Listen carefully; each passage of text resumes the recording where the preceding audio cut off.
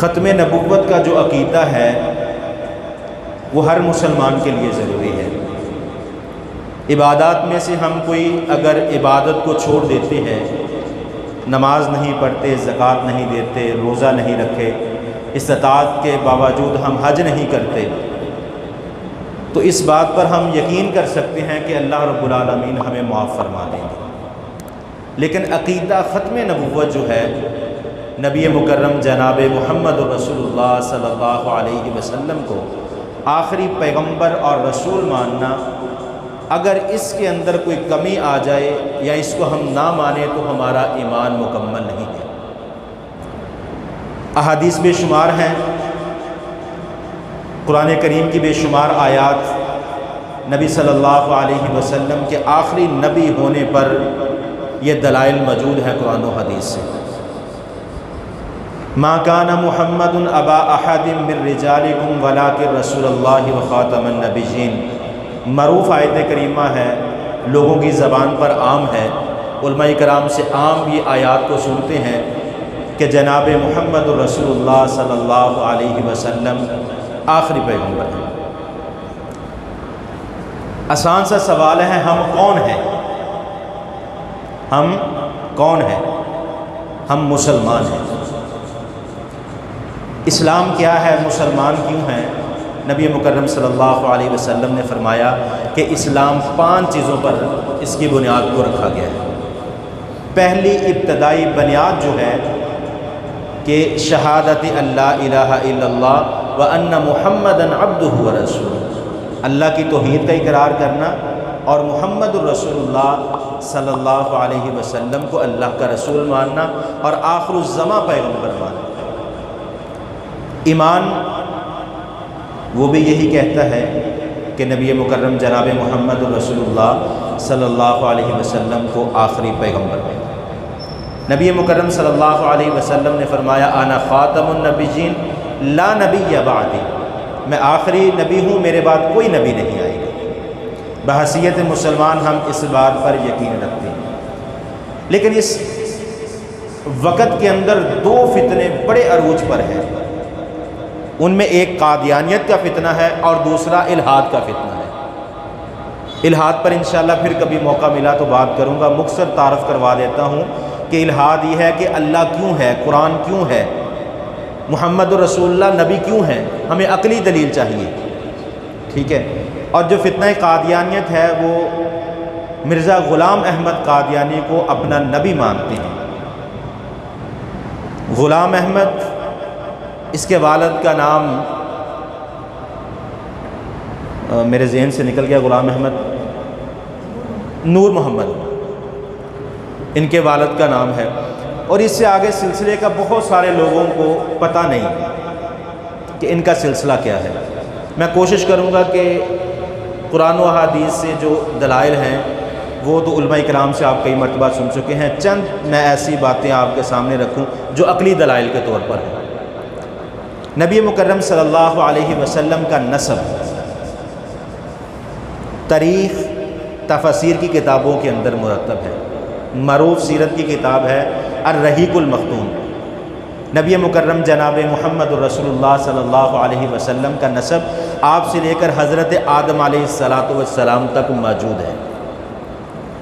یہ نبوت کا جھوٹا دعویٰ کرنے والا مرزا غلام احمد قادیانی، اس کا کوئی نسب موجود نہیں،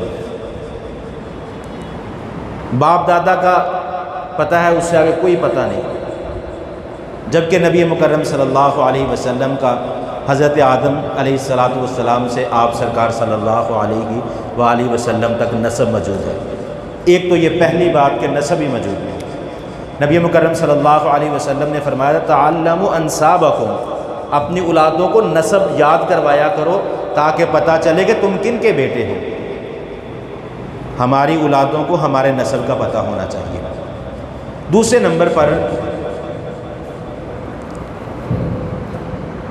نمبر پر اللہ رب العالمین نے قرآن پاک میں تقریباً 25 انبیاء کا تذکرہ فرمایا۔ نبی مکرم صلی اللہ علیہ وسلم نے فرمایا 1.25 لاکھ کے قریب انبیاء مبعوث فرمائے، جن میں سے 25 انبیاء کا تذکرہ قرآن پاک میں موجود ہے۔ جتنے بھی نبی ہیں آپ ان کے نام کی طرف اگر اپنی نظر اور توجہ دورائیں، حضرت آدم ایک لفظ ہے، آدم، نوح ایک لفظ ہے، لوط، ہود، اسحاق، یعقوب، سلیمان، داؤد، عیسیٰ، موسیٰ، دیگر جتنے بھی انبیاء کرام ہیں ان کا نام مفرد ہے، مرکب نہیں۔ اور اس کا نام جو ہے غلام احمد، مرکب ہے۔ اور دوسری بات کہ جتنے بھی انبیاء کے نام ہیں وہ سارے یا تو عربی زبان میں ہیں یا عبرانی زبان میں ہیں، کسی نبی کا نام جو آپ کو اردو زبان میں نہیں ملے گا۔ نبی مکرم صلی اللہ علیہ وسلم کا نام بھی واحد ہے، مفرد ہے۔ ایک تو یہ عقلی دلیل ہے کہ جو نبی ہے اس کا نام مفرد ہوتا ہے، مرکب نہیں ہوتا۔ اسی طرح ایک اور دلیل دینا چاہتا ہوں کہ جتنے انبیاء کرام آئے ٹوٹل عرب کے اندر آئے ہیں، عرب کے علاقے کے اندر، کیونکہ عرب کے جو لوگ ہیں وہ سرکش ہیں، بہت سخت طبیعت کے وہ لوگ ہیں، بات کو جلدی مانتے نہیں۔ جو میدانی اور عجم کے لوگ ہیں وہ بات کو جلدی ماننے والے ہیں، جیسے ہمارے معاشرے میں ہم ایک بات سن کے بغیر تصدیق کیے اس پر عمل کر دیتے ہیں، جبکہ یہ غیر شرعی طریقہ ہے۔ اسی طرح غلام احمد قادیانی نے اپنی الہامی کتاب جس کا وہ تذکرہ کرتا ہے، براہین احمدیہ، وہ کتاب اردو کے اندر ہے، جبکہ جتنے صحائف ہیں وہ عربی زبان یا عبرانی زبان کے اندر تھے۔ قرآن پاک بھی مکمل عربی زبان کے اندر ہے۔ اسی طرح روحانی خزائن ان کی کتاب ہے جس کو الہامی کتاب کہا جاتا ہے، اور ان کتابوں کا جب کبھی موقع ملے زندگی میں ان کو پڑھنے کا تو اس کے اندر اشتہارات موجود ہیں، سب سے بڑا جھوٹا ہونے کا کہ اشتہارات موجود ہیں۔ اور اشتہارات میں بات کیا ہے کہ اگر کوئی مجھے نبی نہیں مانتا میں اپنی دلیل دیتا ہوں، اس کو 10,000 انعام دیتا ہوں۔ میرے پاس PDF کے اندر اس کی کتابیں موجود ہیں۔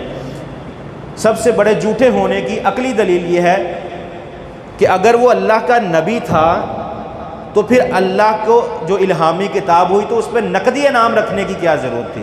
اللہ نے قرآن نازل کیا، پہلے انبیاء کے قصوں کو ذکر کیا، توحید کو ذکر کیا، نبی صلی اللہ علیہ وسلم کی اطاعت کا تذکرہ کیا۔ یہ ساری عقلی دلائل ہیں کہ یہ جھوٹا نبی ہے۔ اور اس کے متعلق چند ایک باتیں جو میں بیان کرنا چاہتا ہوں۔ کبھی یہ اپنے آپ کو خدا ہونے کا دعویٰ کرتا ہے کہ میں خدا ہوں، نعوذ باللہ۔ کبھی یہ دعویٰ کرتا ہے کہ میں اللہ کا بیٹا ہوں، کبھی یہ دعویٰ کرتا ہے کہ مسیح موعود ہوں، کبھی دعویٰ کرتا ہے کہ میں امام مہدی ہوں، کبھی یہ دعویٰ کرتا ہے کہ میں نبی ہوں، کبھی یہ کہتا ہے کہ اللہ نے مجھے قادیان میں نبی بنا کے بھیجا، کبھی اس کا یہ دعویٰ رہا کہ اگر تم قادیان کا سفر کرو گے تو تمہیں ثواب ملے گا، حج جتنا ثواب ملے گا۔ اور پھر اس نے اپنی کتاب کے اندر جس طرح قرآن پاک کی آیت ہے سورۃ توبہ میں، ان عدۃ الشہور عند اللہ 12 شہرا فی کتاب اللہ یوم خلق السماوات والارض، اللہ رب العالمین نے سال کے مہینوں کی تعداد 12 مقرر فرما دی ہے، اور کب سے ہے؟ یوم خلق السماوات والارض، جس دن اس زمین اور آسمان کو پیدا فرمایا۔ ان مہینوں کے نام موجود ہیں، اس نے اپنے علیحدہ مہینوں کے نام بھی رکھ دیے، اور جہاد کے عمل کو منسوخ کر دیا کہ جہاد کی ضرورت نہیں ہے۔ یہ سارے اس کے دعوے رہے ہیں۔ اور پھر اس نے یہ بات کہی کہ جو مجھے نبی نہیں مانے گا وہ کافر ہے، جو مجھے نبی نہیں مانتا وہ کافر ہے۔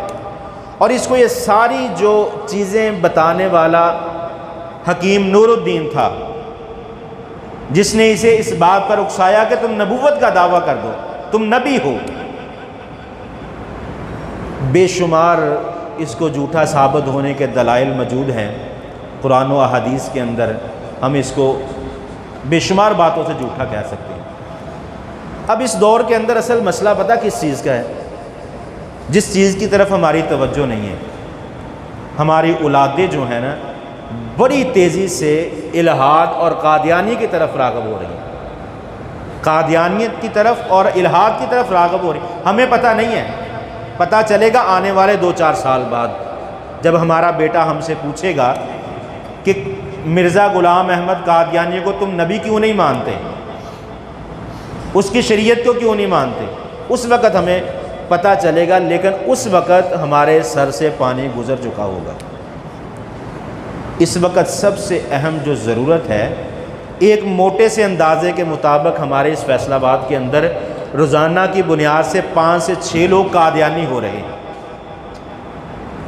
یہ ہمارے لیے لمحہ فکریہ ہے، ہمارے علماء کے لیے لمحہ فکریہ ہے کہ ہم مساجد کے اندر، دروس کے اندر دین اسلام کے مسائل کو تو ذکر کرتے ہیں، لیکن اس میدان کو ہم نے خالی چھوڑ دیا کہ ختم نبوت پر ہمارا کیا عمل ہے، ہم اپنے بیٹے کو، اپنی اولاد کو کیا تربیت دیتے ہیں ختم نبوت کے حوالے سے، الحاد پر اپنے بیٹے سے کیا گفتگو کرتے ہیں۔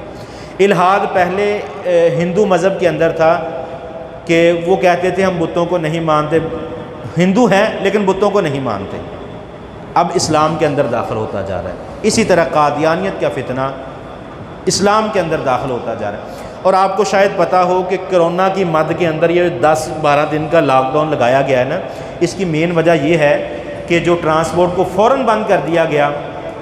آج راولپنڈی کے اندر ایک بہت بڑا 6 ستمبر کے حوالے سے اور ختم نبوت کے حوالے سے پروگرام تھا جس کو روکنا مقصود تھا۔ مجھے آج کی خبر کا پتہ نہیں کہ اس پروگرام کامیاب ہوا یا نہیں ہونے دیا۔ اسی طرح کل 7 ستمبر، یہ ستمبر کا مہینہ قادیانیوں کے لیے موت ہے، موت۔